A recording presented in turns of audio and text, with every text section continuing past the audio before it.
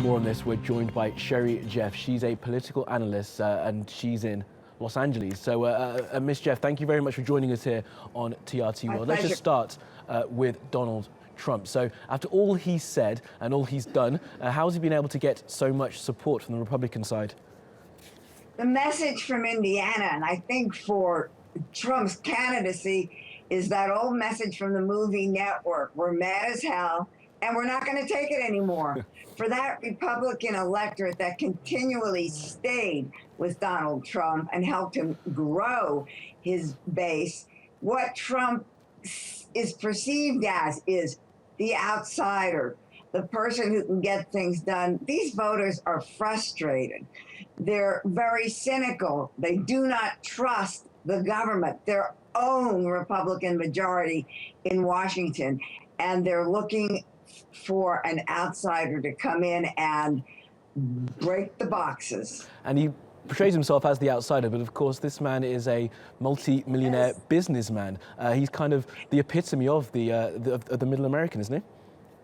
Oh, the middle Americans who are sticking with him like him as one of their own, and it has a lot to do with the fact that through most of this process, Donald Trump came to us unfiltered, just right out of his mouth. You will notice now, however, he's beginning to pull back a little bit. His tone is not so confrontative. The substance of his speech tonight wasn't much difficult. It wasn't different, but you saw the presidential-like American flags and his very mellow, deliberative tone throughout most of the speech. You want to know something? I was observing the California Republican convention last weekend.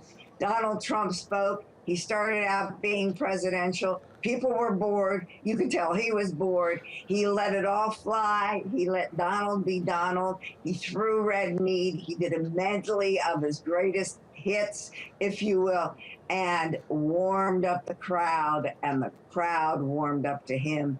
And he started to look like he was enjoying himself. Of course, and we'll give you the slip there, calling Trump by his German name, Drumpf. On to the Democrats now, and Sanders is keeping up. Too much. And Bernie Sanders is keeping up the pressure on Hillary Clinton. But in a general election, who would be most effective against Donald Trump, do you think? Don't know yet, and this is why we haven't seen the message being broadcast. We haven't seen the solidity of the organization on the ground.